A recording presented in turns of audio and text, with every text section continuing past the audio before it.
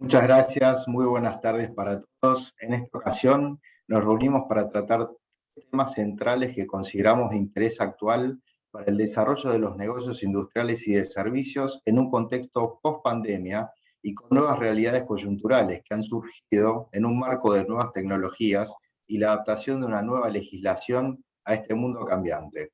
En esta ocasión me acompañan mis colegas de la Alianza Ius Laboris. En primer lugar, quiero destacar a Gonzalo Urselay, del estudio Munita y Olavarría, de Chile, a Viva Arciniegas, del estudio de Empire, de Venezuela, y a Flavia Acevedo, del estudio Beirano, de Brasil.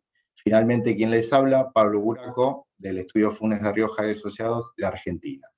Los temas a tratar serán, en primer lugar, el teletrabajo o trabajo remoto, en segundo lugar, el trabajo híbrido como nueva realidad cotidiana que está imperante en nuestro mundo, y el trabajo en plataformas digitales y su tratamiento legislativo y jurisprudencial.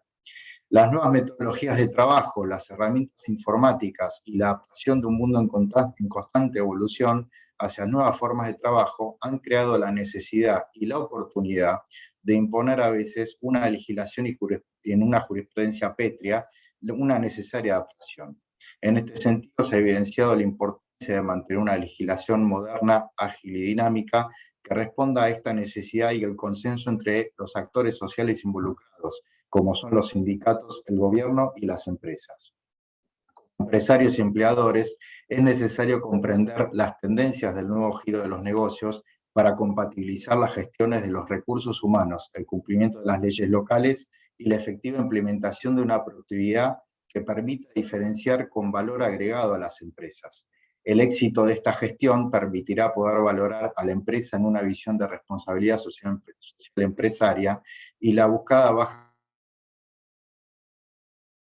conflictividad en el ámbito laboral. Por ello, en esta ocasión daremos una proyección de estas tendencias, nuevas normas relativas a estos temas que han llegado para regular la realidad que se impone sobre las modalidades de trabajo de cara a un futuro de producción y servicios.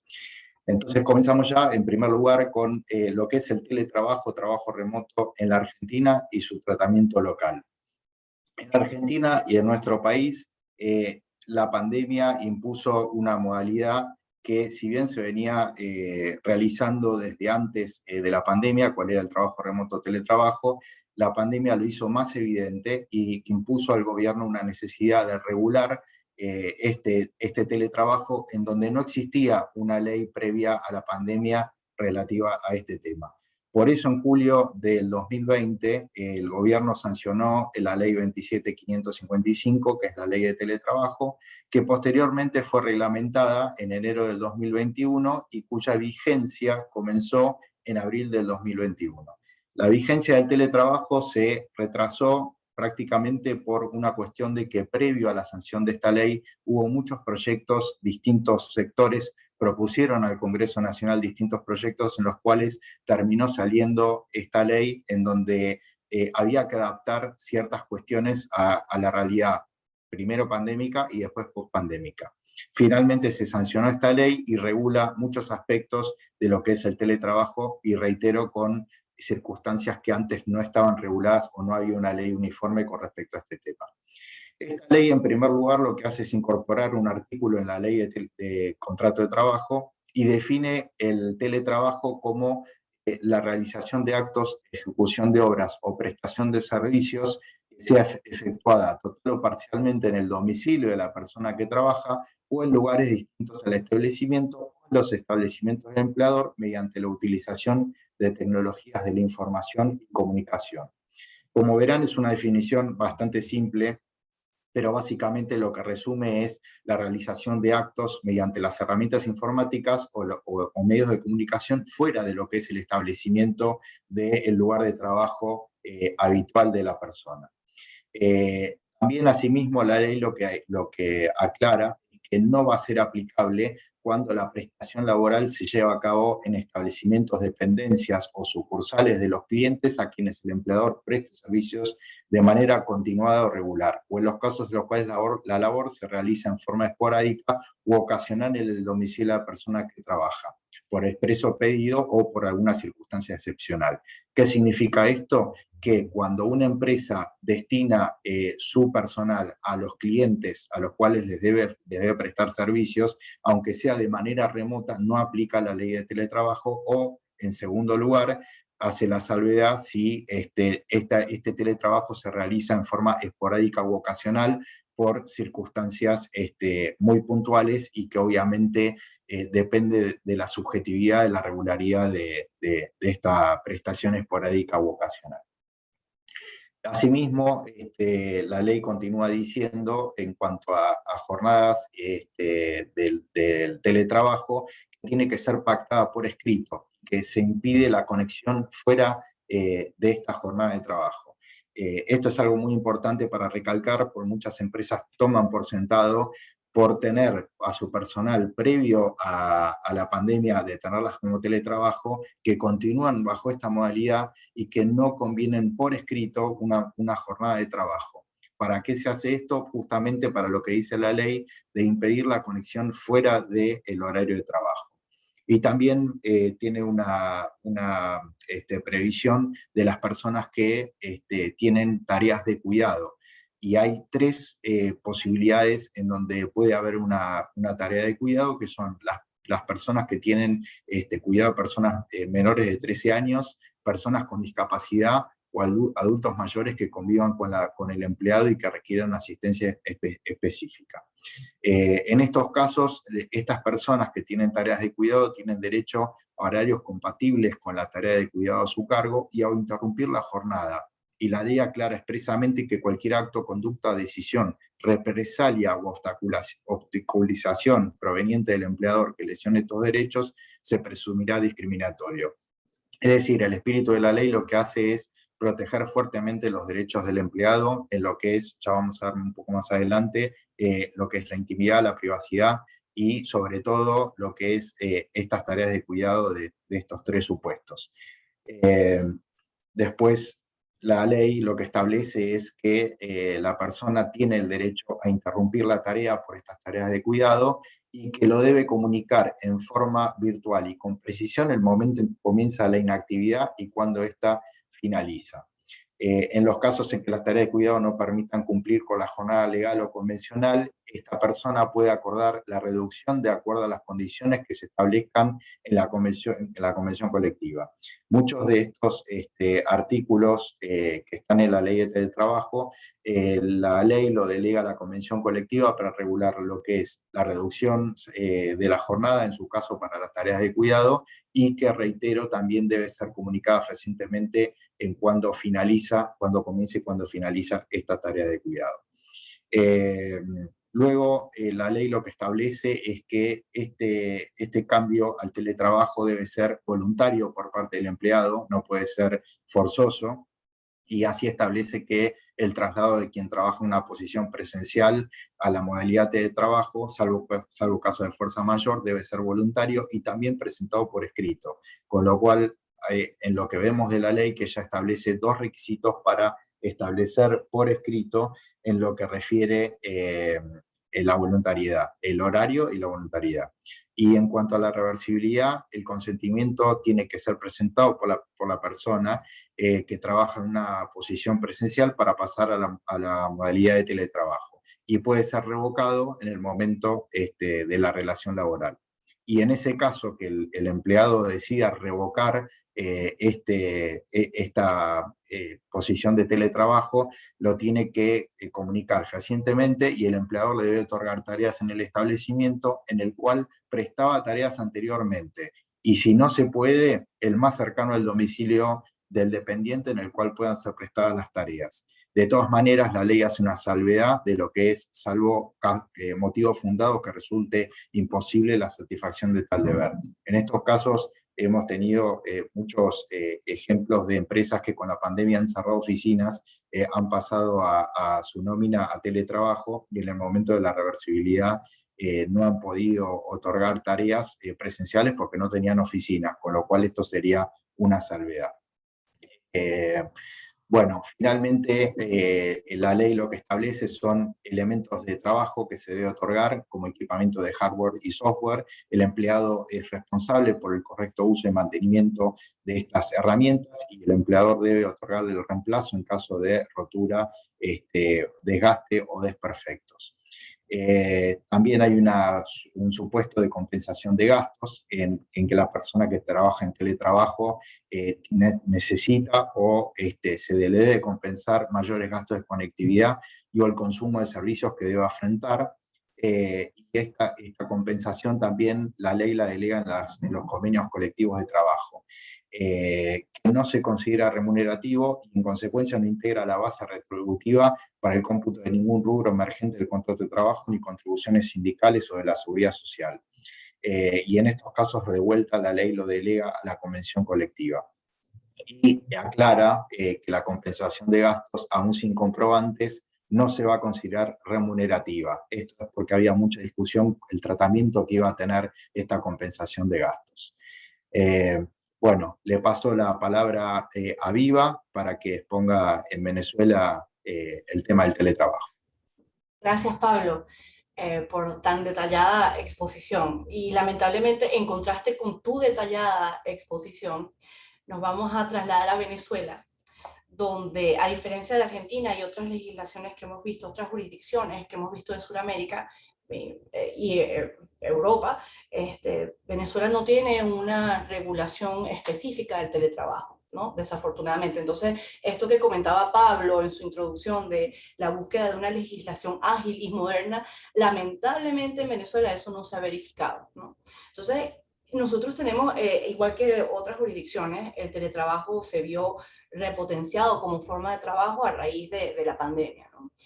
Y el único antecedente regulatorio que tenemos es el decreto de estado de alarma con motivo del COVID, que fue publicado en el 2020, a principios del 2020, el primer semestre, ¿no? Y en ese decreto se hace mención a que se propenderá las formas remotas de trabajo.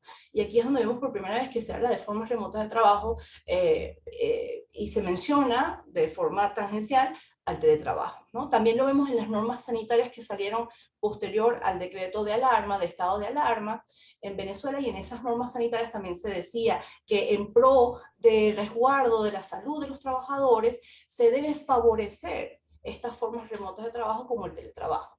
Pero seguimos en un ámbito donde no hay una regulación específica. Y miren lo importante que es, mira todo lo que abarcó Pablo en estos sus minutos de exposición de lo descriptiva que es la legislación del teletrabajo en Argentina. Entonces nosotros quedamos un poco en una suerte de limbo, ¿ok? Al no tener una regulación específica de lo que es el teletrabajo. Entonces, ¿a qué acudimos? A los principios básicos que tenemos del derecho laboral en Venezuela. Hicimos en principio, tratamos de hacer como una analogía a las regulaciones que tenemos sobre el trabajo a domicilio, para tomar referencia de cómo podríamos regular el teletrabajo, y vemos que el trabajo a domicilio, si bien nos ofrece algunas disposiciones que podrían ser aplicadas, el trabajo a domicilio, como lo tenemos regulado en nuestra legislación laboral, no involucra, no regula la incorporación de medios tecnológicos, cuestión que es esencial, una de las características primordiales de lo que es el teletrabajo. Entonces, apenas podemos usar algunas disposiciones. Y del trabajo a domicilio, la disposición que más llama la atención, que podría ser aplicada de alguna forma para ser consistentes con el ordenamiento local, es que el empleador tiene la obligación, en el caso de trabajo a domicilio, de pagar gastos relacionados con el trabajo del prestador de los servicios, ¿no? Y también tiene la obligación de pagar servicios públicos y el mantenimiento de las maquinarias y equipos que utiliza. Pero de nuevo, se queda corta esta normativa que tenemos porque no regula la incorporación de medios tecnológicos. ¿Qué hacer en ese supuesto? Bueno, hubo conversaciones de una iniciativa legislativa para el año 2020, pero eso no hemos visto que haya tenido frutos, es a fecha de hoy que todavía no se ha discutido, no hay una presentación formal de algún proyecto de ley de teletrabajo en Venezuela. Supimos que en el 2020 el Ministerio de Trabajo hizo un curso de capacitación sobre el teletrabajo, y en los exámenes finales hacían unas preguntas como con respuestas que eran obligatorias. Entonces una de las preguntas que nos llamó la atención que decía era, ¿qué derecho esencial sobre el teletrabajo debe incluirse en el ordenamiento jurídico venezolano? Y la respuesta, ponían una serie de opciones, y la respuesta correcta, según el criterio del encuestador, era que el respeto a la jornada laboral y el derecho a la desconexión. Entonces, quiero hablar del derecho a la desconexión, que tampoco lo tenemos regulado en ninguna parte, y entonces nos tenemos que de alguna forma apegar a los pocos indicios que tenemos de qué se podría aplicar. Entonces ya aquí vemos por primera vez que una autoridad oficial hace referencia al derecho a la desconexión, pero como digo, es algo que no es formal. Este fue un curso de capacitación de teletrabajo que se hizo de manera informal a quienes se quisieran suscribir. Entonces, ¿qué queda? Autorregular. ¿Y cómo? Pues con base en los principios laborales que tenemos actualmente vigentes en nuestra legislación y tomando otras legislaciones de otros países como referencia. Entonces, ¿qué siempre sugerimos en estos casos? Para no quedar a la deriva, el empleador tiene que necesariamente documentar, bien sea vía contractual o vía políticas de la empresa, documentar cada uno de estos aspectos que Pablo, de grosso modo, ha tocado. Entonces, creemos que el principal aspecto es el horario de trabajo, ¿no? Definir bien cuáles son los límites de trabajo, los descansos, el permiso de autorización extra. En Venezuela, el trabajo en horas extras requiere necesariamente la autorización previa de la inspectoría. Entonces hay que prestar mucho cuidado con este trabajo en horas extras. Hay que establecer claramente cuáles serán las reglas de disponibilidad del trabajador. Y últimamente se asocia al derecho de desconexión, que ya tienen claramente definido legislaciones como Argentina y como Chile, que seguro lo mencionará más adelante mi colega. Entonces, también regular qué son los llamados, cómo serán los llamados a reuniones presenciales, si queda a potestad del supervisor y la obligación del trabajador comparecer, presentarse en el espacio físico de trabajo en caso de así ser requerido, establecer las condiciones en que aplicaría la reversibilidad en caso de que el trabajador desea volver a una u otra forma de trabajo presencial o remota, establecer los medios de trabajo, quién asumirá los gastos, que ya vimos que referencialmente podemos hacer uso de las disposiciones que nos ofrece el trabajo a domicilio. Entonces pareciera que el empleador sí tiene una obligación de costear todos estos gastos, de sufragar los gastos que involucra la prestación de servicio bajo el teletrabajo. Establecer condiciones de preferencia, dependiendo de las condiciones individuales de cada trabajador y del cargo, si el cargo permite o no la prestación de servicio bajo el teletrabajo, ¿no? Y bajo qué condiciones, el control y vigilancia, bueno, en fin, la participación en derechos colectivos. Entonces, a falta de una regulación expresa,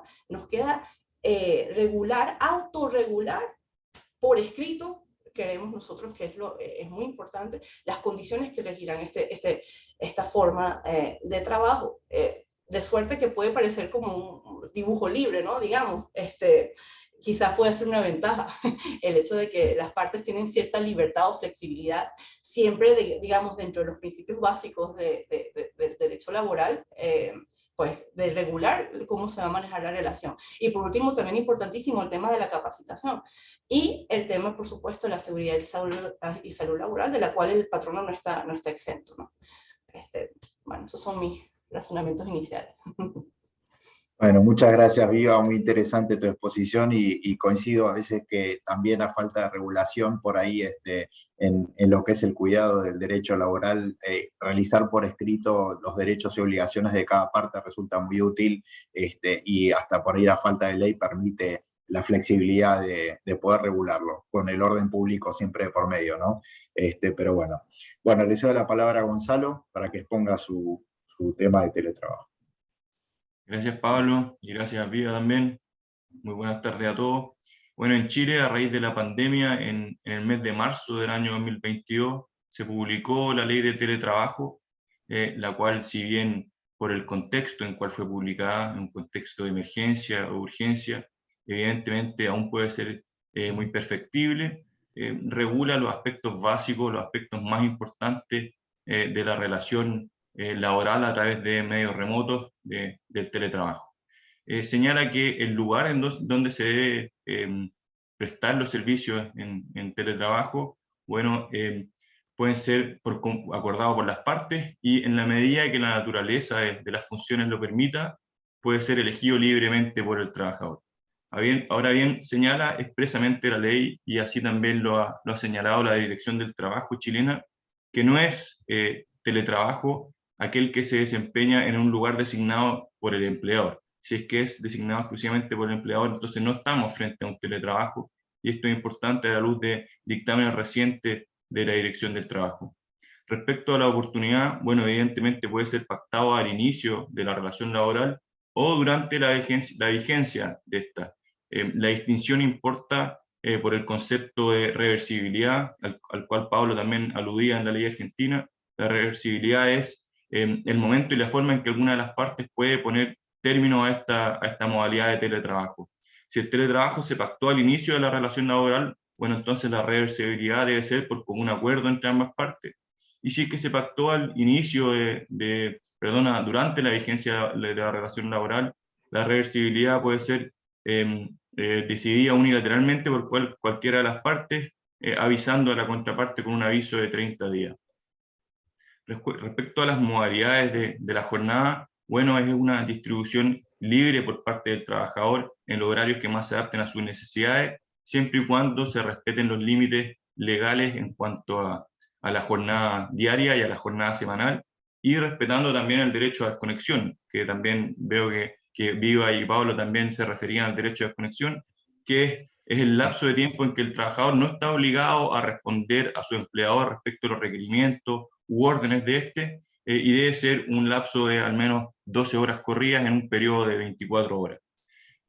También está la posibilidad de pactar un régimen híbrido, es decir, con una combinación entre teletrabajo y una modalidad presencial. La ley también establece ciertas obligaciones respecto del empleador. Entre ellas encontramos la obligación de garantizar acceso a las dependencias de la empresa en cualquier momento, la obligación de garantizar participación en las actividades colectivas, y de hecho debe señalar expresamente la ley que se debe informar a los trabajadores de la existencia o de la formación de los sindicatos.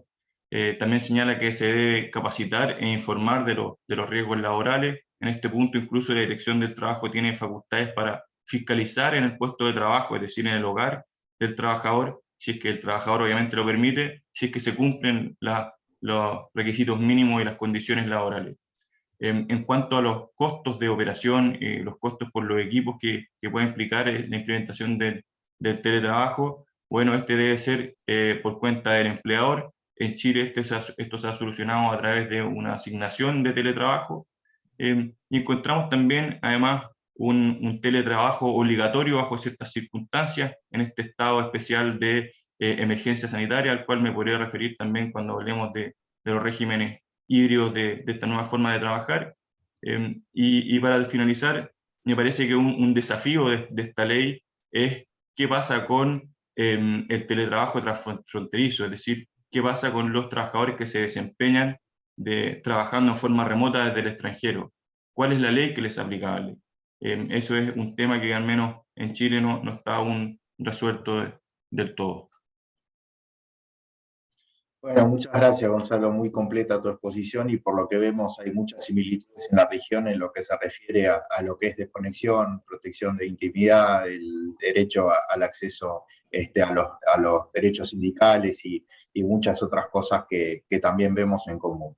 Bueno, le paso la palabra a Flavia para que exponga sobre Brasil. Gracias, Pablo.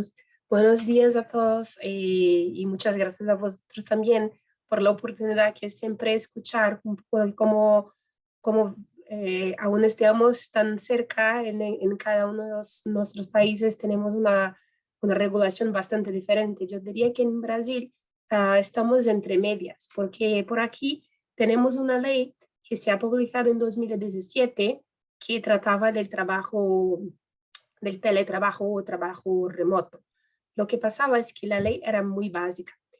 Solo contenía un artículo. En ese artículo se decía, bueno, que el teletrabajo presumía que la persona trabajaba más días desde fuera de la oficina, desde fuera del espacio de la empresa. Podría ser desde casa o desde donde fuera, de donde el empleado podría elegir desde dónde. Pero en una semana, por ejemplo, de 5 días, para que alguno fuera considerado en teletrabajo, tendría que trabajar al mínimo 3 días fuera de la empresa. Así que lo que traía de obligaciones era que este tipo de contrato tendría siempre que ser por escrito, y también que no se podría trasladar un empleado desde el trabajo presencial al teletrabajo con menos de 15 días de antelación. Era algo que tenía que ser ajustado entre las partes en un contrato escrito y con 15 días de antelación. Pero no decía mucho más que eso. La verdad que el gran punto para muchas de las empresas era la cuestión del control del horario de trabajo. ¿Cómo se haría este control en teletrabajo?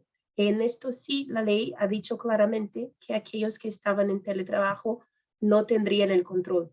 Así que se presumía que no habiendo el control, no había también la obligación de pagar horas extras. Bueno, ha venido la pandemia. Yo creo que aquí, como en la mayoría de los países, el gobierno ha tenido que reaccionar muy rápidamente con la necesidad de tener casi que todo o gran parte del efectivo de trabajadores en casa. Así que aquí tuvimos 2 medidas provisionales que básicamente han estado vigentes en el primer año de la pandemia, que permitían al empleador poner los empleados en teletrabajo, imponer el teletrabajo, así que dispensaba la necesidad de que hubiera acuerdo entre las partes, pero de lo demás seguía lo mismo. Había siempre la necesidad de poner las condiciones en más detalles por escrito, porque la ley era muy básica. Y ahora, recientemente, este lunes pasado ha salido una nueva medida provisional, y es así, trayendo 2 modificaciones muy importantes. La primera es que ahora, para que alguien esté en teletrabajo o trabajo remoto, que para nosotros aquí sería lo mismo, no hace falta que se haga distinción en número de días que el empleado está fuera o en la oficina. Así que el teletrabajo pasa a ser una elección de las partes que tiene que llegar al acuerdo y poner el contrato por escrito, pero da igual si estás trabajando desde casa un día, 2, 3, la semana toda. Y el segundo punto, que ha sido muy importante y que va a traer muy impacto para las empresas, es que no se ha findado la posibilidad de no tener control del horario. Ahora, hasta aquellos que están en teletrabajo tienen que tener horario controlado, lo que significa también imponer el pago de horas extras. Así que las empresas que venían desde 17 y también durante la pandemia sin hacer cualquier control del horario de los empleados en cuanto estaban en teletrabajo, ahora tendrán que se preocupar con eso. La cuestión es que como es una medida provisional, sabemos que estará vigente por 120 días, se puede prorrogar por otros 120, pero al final del cual tiene que se tornar una ley. Y la cuestión es si no se torna una ley. Si no se torna una ley, hay un poco de incertidumbre en las empresas, claro, de cómo vamos a tratar eso, cómo vamos a cambiar, si vamos inmediatamente a empezar controles en el horario del trabajo del empleado y a pagar las horas extras. Así que ahora mismo estamos debatiendo aquí el real impacto de esta medida. Muchas gracias, Flavia, muy interesante. Por lo que veo también la pandemia le ha cambiado la realidad económica y laboral a todos nuestros países y ha obligado por ahí a los gobiernos a implementar estas nuevas normas o necesidades de regulación de lo que ya existía de hecho, pero que ahora se impuso como una nueva realidad, con lo cual vemos nuevamente muchos elementos en común, aún en los países en que no tengamos una ley formal de teletrabajo. Bueno, el segundo de los temas que vamos a tratar hoy es el trabajo híbrido. Comenzamos con Gonzalo, por favor. Gracias, Pablo. Sí, en Chile y al igual que en el resto de los países, me parece que el trabajo remoto llegó para quedarse. De todas formas, encontramos distintas categorías de este nivel, pero encontramos los trabajadores que deben trabajar en forma absolutamente remota, incluso fuera del país, como comentaba. Una modalidad híbrida o parcial, que me parece que en Chile es lo que está siendo preponderante, es decir, algunos días de forma presencial, otros días en forma remota, y ciertos trabajadores que por sus funciones necesariamente deben trabajar absolutamente en forma presencial. En Chile, desde que comenzó la pandemia, se dictó lo que se llama el estado de alerta sanitaria. Desde que se dictó este estado de alerta, desde que se promulgó, han habido una serie de leyes importantes, entre las cuales encontramos la ley de retorno seguro y la obligación de otorgar teletrabajo a trabajadores que tengan bajo su cuidado a personas con discapacidad o a menores de edad. En resumen, lo que estas dos leyes importantes señalan es que de lo que dure este estado de alerta sanitaria, los empleadores, estarán obligados a otorgar teletrabajo en primer lugar a las personas que tengan enfermedades base, es decir, personas que se encuentren en caso de que se contagien con un riesgo de su integridad, personas con enfermedades cardiovasculares, diabetes, etcétera, las personas que tengan bajo su cuidado a menores de edad, los que están en etapa preescolar y los que tengan menores de 12 años cuyo establecimiento educacional esté cerrado.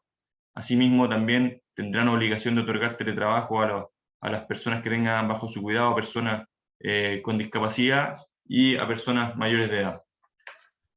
Por otro lado, en marzo en Chile asumió un nuevo gobierno que ha venido promoviendo una serie de movimientos o de cambios en la normativa laboral.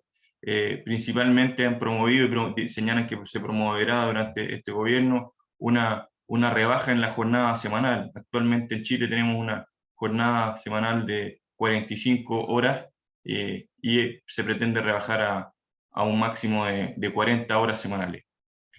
Además de una serie de leyes, de la promulgación de una serie de leyes que buscan beneficiar o darle mayores beneficios a la mujer.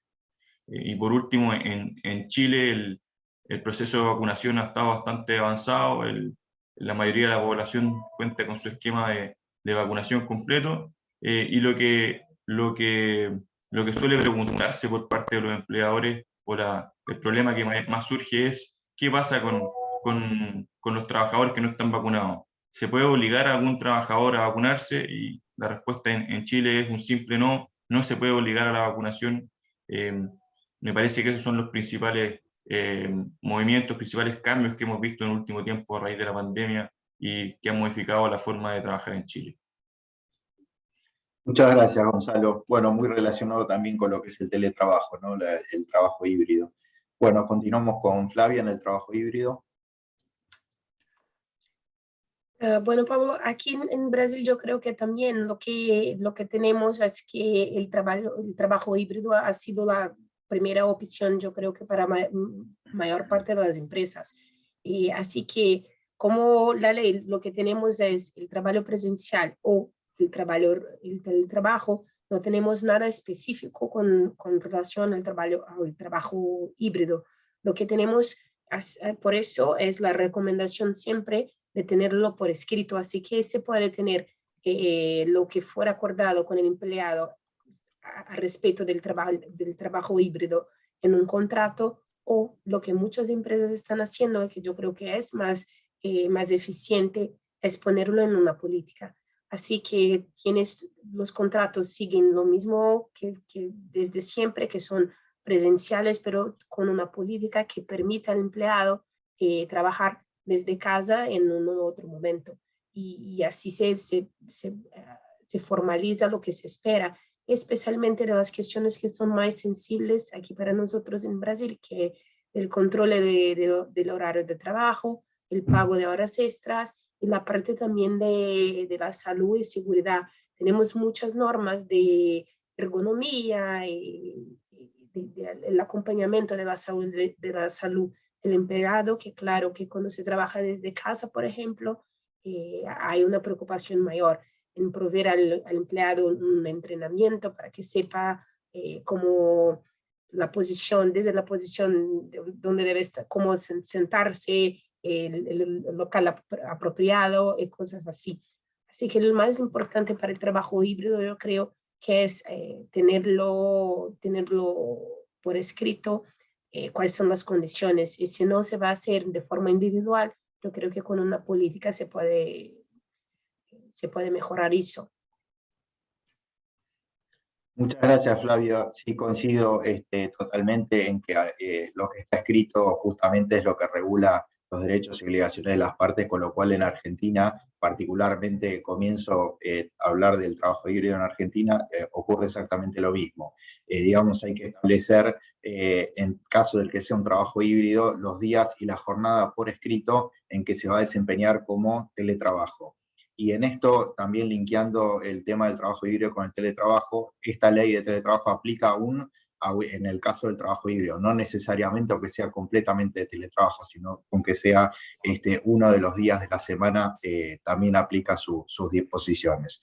Sobre todo en el contexto actual que tenemos en la Argentina de la pandemia, en donde actualmente no hay restricciones prácticamente de circulación, como lo había en estos últimos 2 años, o algunas restricciones de trabajo presencial, en donde, al igual que mencionó Gonzalo en Chile, había ciertas posibilidades en donde había empleados que bajo ciertas circunstancias no estaban obligados a trabajar presencial, pero actualmente no rigen esas restricciones, con lo cual el trabajo híbrido se impone ahora como una nueva tendencia, quizá del coletazo que viene de la pandemia, o como nueva modalidad de trabajo, pero aún, reitero, sin las restricciones de circulación o de presencialidad que hay en la actualidad. Esto también del trabajo híbrido en la Argentina, me imagino también que la región en el mundo viene muy linkeado con el tema de las expectativas de, particularmente de los jóvenes para la inserción en el mundo del trabajo. Acá en Argentina lo que estamos viendo nosotros es que hay, quizás por una cuestión generacional, una pretensión de un trabajo híbrido en todos los aspectos y en todos los ámbitos de lo que es la industria y los servicios. Con lo cual también el trabajo híbrido se presenta como una nueva tendencia o exigencia de los pretendientes a cargos en empresas o en establecimientos en donde hay una ya pretensión de trabajo híbrido de entrada y que no siempre se puede dar o no siempre puede ser recibida por parte del empleador. También hay que mencionar que el empleador se puede negar a otorgar un trabajo híbrido, no necesariamente, no es un derecho del candidato o del empleado a generar un trabajo híbrido o a tener un trabajo híbrido, sino que es una facultad que se puede convenir entre las partes y obviamente, como dije en la ley de trabajo, es voluntaria por parte del empleado. Ahora sí, también hay que combinar este trabajo híbrido, que también se da en el giro de los negocios del día a día, las exigencias extraordinarias de la presencialidad fuera de lo que es la normalidad. ¿Por qué? Porque en un trabajo híbrido o en un trabajo remoto, justamente ahora con la eliminación de las restricciones de la circulación, hay ciertas circunstancias extraordinarias, aún en trabajo híbrido, de exigencia de presencialidad, lo cual tiene que ser cumplido por el empleado en un contrato y por el contrato y el principio de buena fe entre las partes. Esto del trabajo híbrido, hubo mucha especulación, un poco periodística, de hasta cuándo iba a durar, si llegó para quedarse o no iba a durar, y la realidad es que por lo que vemos en el mercado es una realidad que está muy, muy arraigada, sobre todo después de la pandemia, con lo cual nosotros creemos que es algo que quedó para durar y para quedarse. También hay que mencionar que el trabajo híbrido, como consecuencia también del teletrabajo, trae muchas consecuencias de la normativa de la ley de teletrabajo, que también está el tema de los accidentes de trabajo, la cobertura de la seguridad social y el acceso a los derechos sindicales. ¿Por qué? Porque la ley de teletrabajo justamente establece una cobertura de accidentes de trabajo en las personas que trabajan o híbrido o en teletrabajo, y que hay una presunción de que un accidente está relacionado con el trabajo en su ámbito. Entonces, con lo cual hay ciertas preocupaciones en la RT de cómo cubrir este tipo de contingencias, en donde es muy difícil, más que determinar, por ahí voltear una presunción que establece fuertemente la ley de que es accidente de trabajo. Y sobre todo, en el trabajo híbrido hubo mucha preocupación sindical, digamos, porque Ustedes saben que en los establecimientos, son las fábricas o las industrias o servicios, los delegados sindicales o la representación sindical era fuertemente presencial y estaba muy arraigado a lo que era el contacto directo con los empleados y los sindicatos. Con esto de la pandemia y ahora justamente con el trabajo híbrido o el teletrabajo, se pierde un poco el contacto entre lo que es el delegado o la representación sindical con los empleados. Entonces la ley trató de paliar un poco esa forma de desconexión presencial entre los empleados y su representación sindical, que de alguna manera trata de facilitar a las entidades sindicales la información o la posibilidad de llegar a sus empleados por lo menos en vía remota. Y por eso justamente la ley de teletrabajo establece que el empleador tiene que informar a la representación sindical la nómina de las personas que desarrollan esas tareas, las altas y las bajas, y las normas sobre higiene y seguridad que implementa el empleador sobre este trabajo híbrido. Entonces, la entidad sindical de esta manera tiene la facilidad de acceso a la información de las personas de la empresa que trabajan en forma híbrida o remota, y así poder garantizar por lo menos un acceso remoto y el contacto virtual con sus empleados. Y asimismo también en el trabajo híbrido se conserva la protección de los datos y la intimidad del empleado en cuanto son sus datos personales y todo el data privacy que corresponde a la persona que trabaje en forma híbrida y desde su hogar, ¿no? Bueno, Viva, ¿querés comentarnos en Venezuela lo del trabajo híbrido? Y seguro, Pablo. Bueno, creo que tenemos muchos puntos en común, sobre todo en el aspecto de que la situación actual se caracteriza por un retorno. Vemos cómo progresivamente las empresas están retornando a su operatividad regular, un retorno, y los trabajadores se requiere un retorno ya a la oficina. Nosotros, repito, pues no tenemos una regulación muy precisa al respecto. Lo que sí tuvimos en una época fueron restricciones de circulación, como también comentaba Pablo y Gonzalo también, pero nuestras restricciones de circulación eran mucho más, digamos, particulares a otras medidas que se han tomado en otras jurisdicciones. En Venezuela, las medidas de restricción de circulación se manejaban bajo un sistema de lo que llamaban el 7x7, que eran 7 días de actividad presencial frente a 7 días de cuarentena radical, ¿no? Entonces, este sistema de alternancia creó muchas dificultades, ¿no? En temas operativos, sobre todo empresas que tenían procesos continuos de producción y que tenían maquinarias que no podían detenerse de alguna forma durante los 7 días que se exigía de cuarentena, ¿no? Pero ya superado estos temas prácticos, vemos el retorno a la oficina, donde vemos que las formas híbridas sí se mantienen, ¿no? Ya no es obligatorio el teletrabajo, pero vemos que entonces hay un consenso entre los trabajadores de si quieren o no permanecer bajo este régimen, ¿no? Más que del empleador, en nuestra situación particular, ha sido los trabajadores que bien o solicitan que el retorno a oficina sea paulatino, sea progresivo, porque hay un temor latente en los trabajadores, quizás porque nuestro sistema de vacunación no ha sido tan avanzado como otras jurisdicciones también. El proceso de vacunación aquí en Venezuela ha sido lento.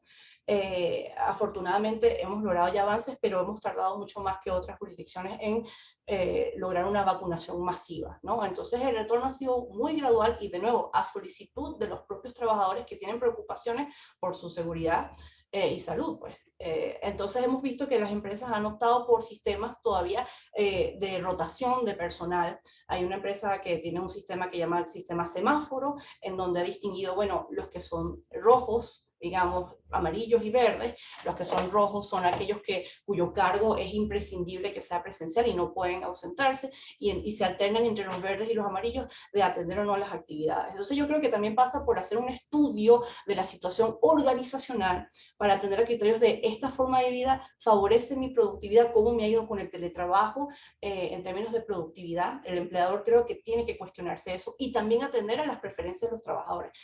No vemos nada de malo en consultar con los trabajadores también de cuál es la forma que más se adapta, mejor se adapta lo que considera mejor para trabajar. Hemos visto que incluso hay un tema generacional importante. Los jóvenes, los de la llamada generación Z, vemos que prefieren un trabajo remoto, mientras que ya los más entrados en edad tienen una preferencia quizás por una cuestión habitual de trabajar presencialmente, ¿no? Entonces creo que hay que atender esas particularidades de cada dinámica organizacional antes de plantearse si implementar o no una forma híbrida. Coincidimos totalmente en que puede ser a través de una política que se implemente. De hecho, lo hemos así sugerido también. Las empresas lo están incorporando ya no a nivel contractual, sino a nivel de política. Siempre creemos que es importante dejar abierta la posibilidad de definir cuáles serán los días o las horas en que se trabajará de vía remota, previa aprobación del supervisor. Creemos que tiene que haber un control de esta forma híbrida de trabajo, ¿no? Además del tema de seguridad y salud laboral, es importante, también lo mencionaba Pablo, involucrar al sindicato. En nuestro caso en Venezuela hay lo que se llaman los comités de seguridad y salud laboral. Y nosotros consideramos que cualquier medida, si se piensa, cualquier política que se piense implementar en este sentido, debe necesariamente pasar, en lo que se refiere a medidas de seguridad y salud laboral, por una aprobación o discusión previa del Comité de Seguridad y Salud Laboral. Involucrarlo es indispensable. Sobre todo porque en Venezuela también hay una obligación de reportar a la autoridad gubernamental de salud y seguridad laboral, que es el INSACEL, reportar en caso que ocurra un accidente laboral. Hay obligación de reportarlo dentro de la hora que ocurra. Hay una línea establecida para reportarlo. Entonces es importante la comunicación y asegurar que haya una interacción entre el trabajador y la empresa y el trabajador que trabaja vía remota, ¿no? Y bueno, sí. Gracias, Viva, muy interesante. Bueno, pasamos ahora al tema de plataformas digitales. Nuevamente, Viva, te cedo la palabra, comienzas con el tema. Gracias, Pablo. Bueno, hemos visto que el trabajo a través de las plataformas digitales, igual que el teletrabajo, es una actividad que se ha desarrollado también a raíz de la pandemia, ¿no? En Venezuela es una actividad relativamente nueva. Estamos hablando de que empieza a surgir ya de 2 años para acá. El ride sharing o food delivery, como también se han denominado estas actividades, pues ha tenido mucha prosperidad aquí en Venezuela, siento que sobre todo en un contexto en donde nuestra tasa de desempleo, según la información del Fondo Monetario Internacional, ronda por el 58%, ¿no? Entonces no es sorpresa que esta actividad haya cobrado fuerza en Venezuela, ¿no? Y Venezuela pareciera sumarse muy tímidamente al debate sobre la laboralidad en lo que respecta a la relación que existe entre los que son dueños de las plataformas digitales y quienes prestan servicio a través de ellas. Vemos que este es un debate ya mundial, ya hay decisiones judiciales al respecto, ya vemos que hay legislaciones también al respecto, pero en Venezuela, pues a la fecha, no conocemos de ningún reclamo o denuncia que se haya hecho sobre temas de clasificación de si estos prestadores de servicio a través de plataformas digitales constituyen o no, clasifican o no como trabajadores. No tenemos ningún reclamo o denuncia ni en tribunales laborales ni en Ministerio de Trabajo en los 2 años que ha tenido auge esta actividad en Venezuela. Hemos visto también un crecimiento de incorporación de compañías que son dueños de las plataformas digitales también en estos 2 últimos años. Hemos visto, como decía, en otros países que hay reclamos que, bueno, de seguro, mis colegas explicarán con más detalle, pero bueno, en principio en Venezuela creemos que de presentarse algún reclamo de este tipo, se aplicaría la presunción de laboralidad, que también existe en otras legislaciones, en donde quien presta, se presume que existe una relación laboral entre quien presta un servicio personal remunerado y quien lo recibe. Entonces ya corresponderá a la compañía desvirtuar, o al empleador, mejor dicho, o a la compañía dueña de las plataformas digitales, le corresponderá desvirtuar esta presunción. Creemos que eso es lo que procedería, ¿no? Luego vemos que en Venezuela también hay el principio de la primacía de la realidad sobre la forma. Es decir, que aun cuando tengamos un contrato de prestación de servicios con estos repartidores o conductores, el tribunal seguramente, de nuevo, estoy hablando en supuestos hipotéticos de que haya un reclamo, porque como les comento, en Venezuela no existe a la fecha uno que haya, digamos, ni siquiera sido admitido, ¿okay? Y esto lo tenemos de conocimiento cercano de los hechos, porque manejamos bastantes compañías que están involucradas en el sector y recientemente tuvimos oportunidad de participar en una serie de reuniones con el Ministerio de Trabajo donde se trató precisamente este punto, ¿no? Que ya les comentaré un poquito más sobre eso. En todo caso, retomando el tema de la primacía de la realidad sobre las formas, vemos que más allá de que un contrato pueda establecer que se trata de un contrato de prestación de servicios, es importante que en la práctica responda a los términos del contrato, ¿no? De modo que en Venezuela se aplica un test de laboralidad, que es una serie de elementos que el tribunal, el juez, pudiese considerar que aplicaría, va a revisar los criterios que conforman el test de laboralidad a modo de determinar si existe o no una relación laboral. Entonces creemos que en principio este test de laboralidad, por supuesto, igual que ha pasado en otras jurisdicciones, no está adaptado a estas formas nuevas de trabajo. Entonces creemos que quizá el tribunal tendría que, a su vez, ver cómo adaptar el test de laboralidad que tenemos para las formas tradicionales de trabajo a esta nueva realidad que es el trabajo a través de las plataformas digitales, ¿no? Y también creemos que podría hacer referencia a otras, a derecho comparado, a otras decisiones. Probablemente va a tomar como referencia. Pero en todo caso, aislando cualquier reclamo en tribunales, nosotros, el Ejecutivo Nacional recientemente manifestó una preocupación de que los trabajadores, los repartidores, perdón, y los conductores actualmente no gozaban de protección social, que parece ser el principal elemento de preocupación, ¿no?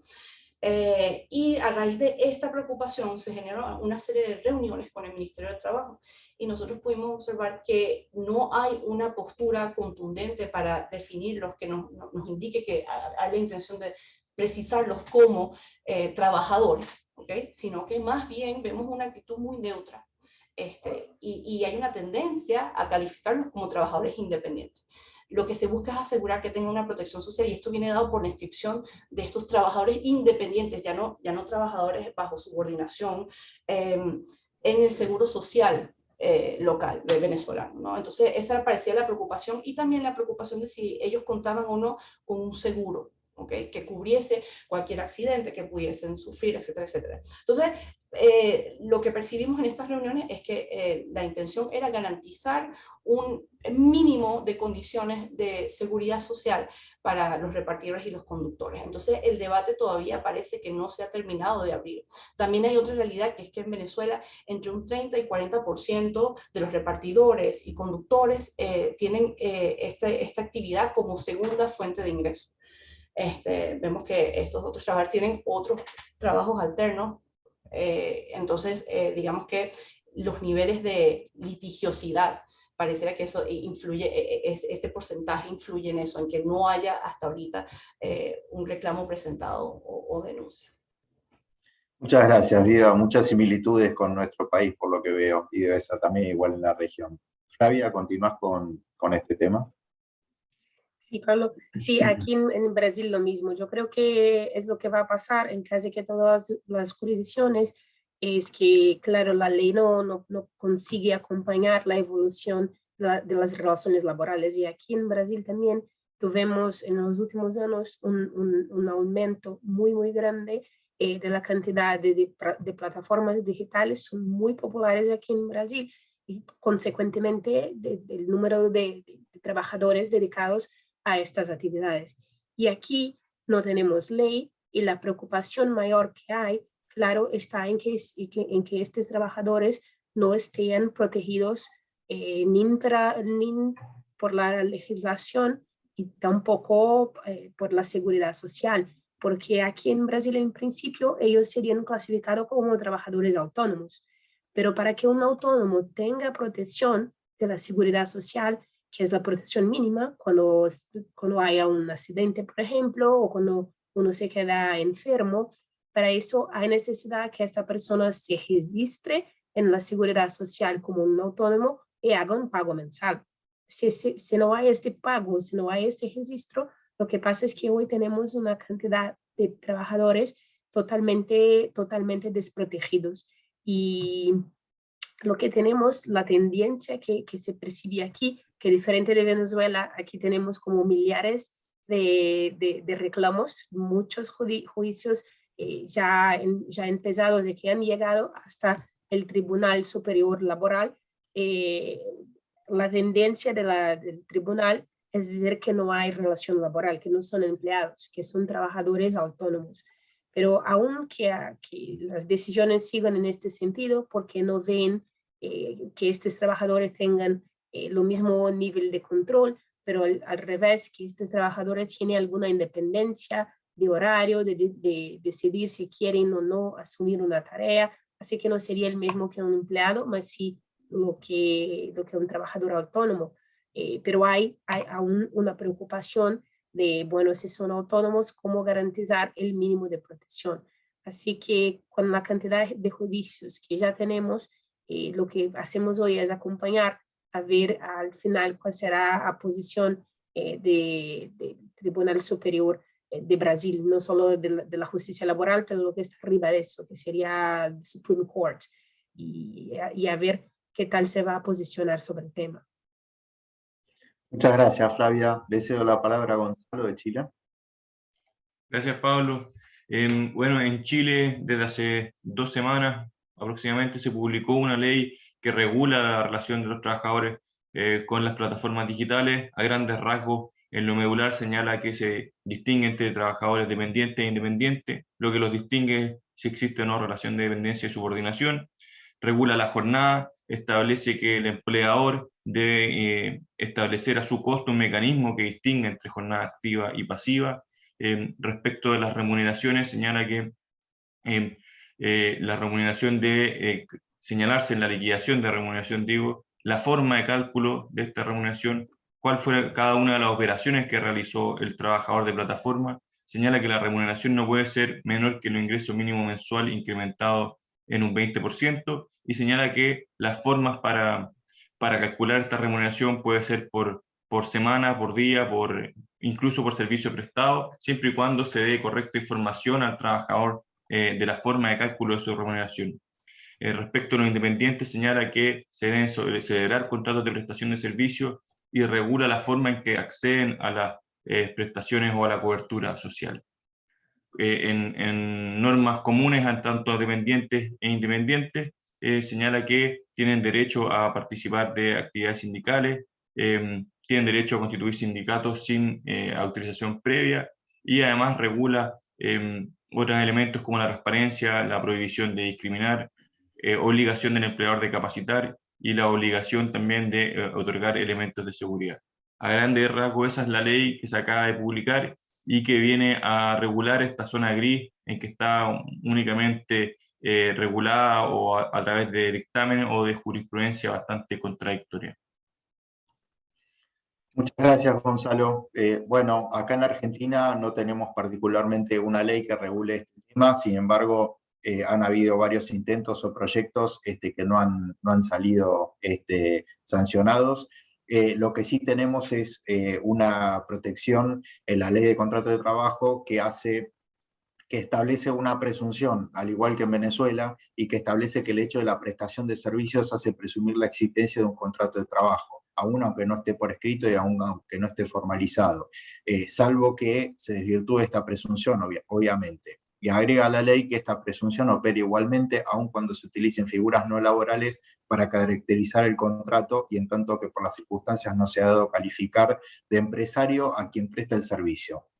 Es decir, muchas de estas plataformas digitales lo que hacen es contratar a su personal mediante un contrato de locación de servicios, que es un contrato civil, no es un contrato laboral. Se paga, como bien decían mis colegas, frente a la seguridad social, un canon que se llama monotributo, en el cual hay jubilación y obra social, pero digamos, aún así, con esta prestación de seguridad social que es mínima y bastante deficiente, no llega a desvirtuar la que es el principio de primacía de la realidad que bien hablaba Viva en Venezuela. Con lo cual tenemos prácticamente el mismo problema. Sí tenemos instaladas plataformas digitales, es muy común y es muy popular, y por ello también tenemos bastante conflictividad judicial en lo que es estos temas.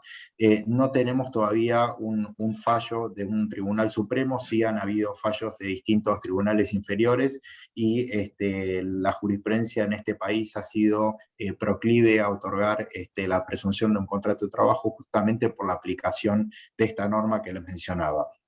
prácticamente los fallos judiciales lo que distinguen son las notas de dependencia de lo que es una nota de no dependencia. Hay una clásica frase de lo que es acá en Argentina para establecer un vínculo laboral, que es cuando hay una subordinación técnica, económica y jurídica, es decir, cuando hay instrucciones, órdenes de trabajo, horario de trabajo, cuando se le otorgan vacaciones, cuando hay una ajenidad al riesgo empresario y cuando hay algún tipo de sanción frente a algún incumplimiento contractual.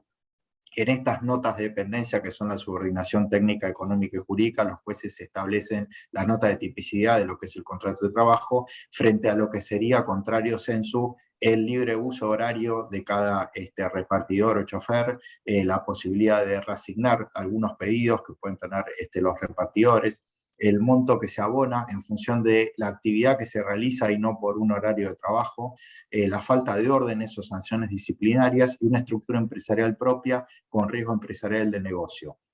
Es decir, como ven, son dos posiciones antagónicas en donde se separa lo que es una nota de dependencia de lo que es un contrato de trabajo. Pero sí tenemos una fuerte discusión jurisprudencial, o por lo menos doctrinaria, en la Argentina de lo que debería ser un nuevo proyecto o estatuto que regule esta actividad y cómo sería su tratamiento jurisprudencial. Bueno, básicamente con esto terminamos. Abrimos la sección de preguntas por si alguno de los participantes tiene alguna pregunta para alguno de los panelistas. Pueden proceder a hacerlo ahora.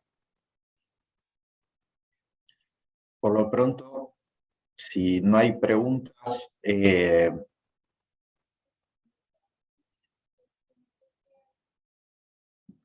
comienzo con Chile, con dos preguntas, Gonzalo, si te parece.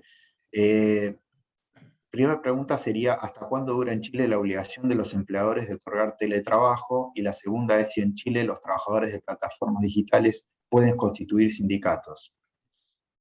Gracias, Pablo. Sí, respecto a la primera pregunta, en Chile rige hasta septiembre, se acaba de extender el estado de emergencia sanitaria, por lo tanto esta obligación rige hasta el momento hasta septiembre. Y respecto de la posibilidad de constituir sindicatos, los trabajadores de plataformas digitales sí pueden, tanto los dependientes como independientes, pueden constituir sindicatos sin autorización previa y de conformidad a las reglas de negociación no regladas.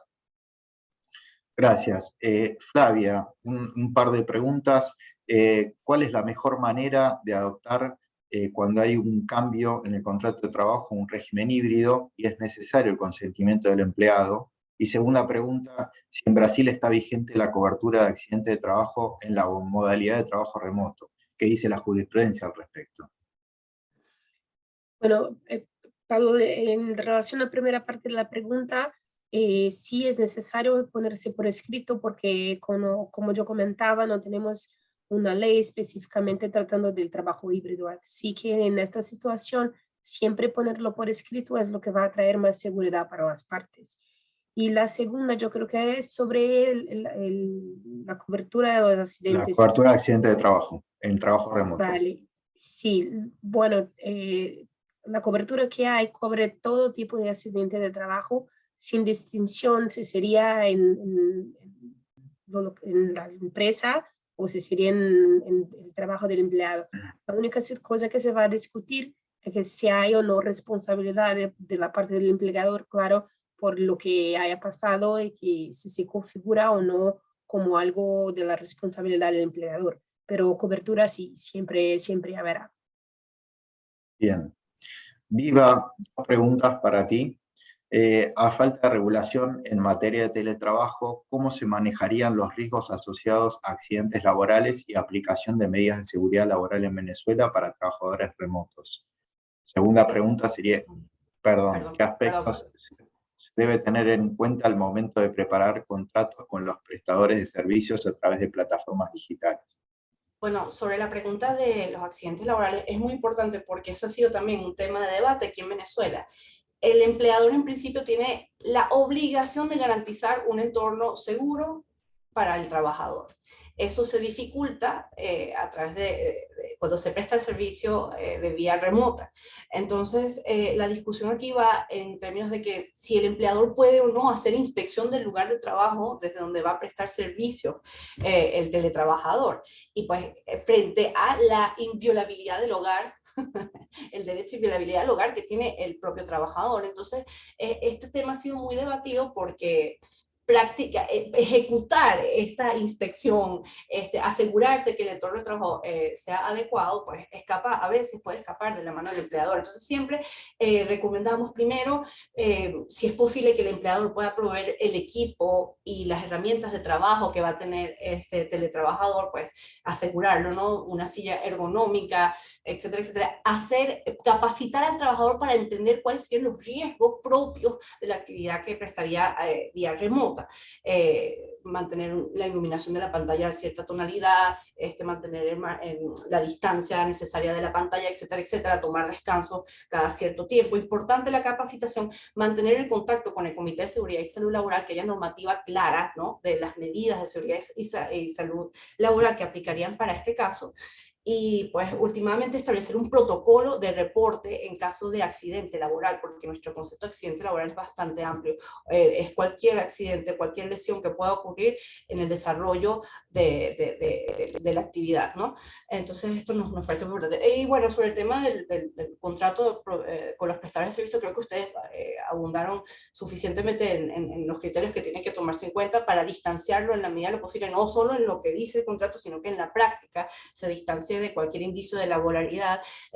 Tendría que verse el tema de la no exclusividad, cómo se regula el poder disciplinario que tendría el dueño de la plataforma digital, que ha sido un tema bastante discutido también, si los conductores o repartidores tienen un tiempo mínimo de conexión, no, todo lo que pueda de alguna forma desvirtuar ese control o dirección que tendría el dueño de la plataforma digital sobre la actividad del prestador de servicio.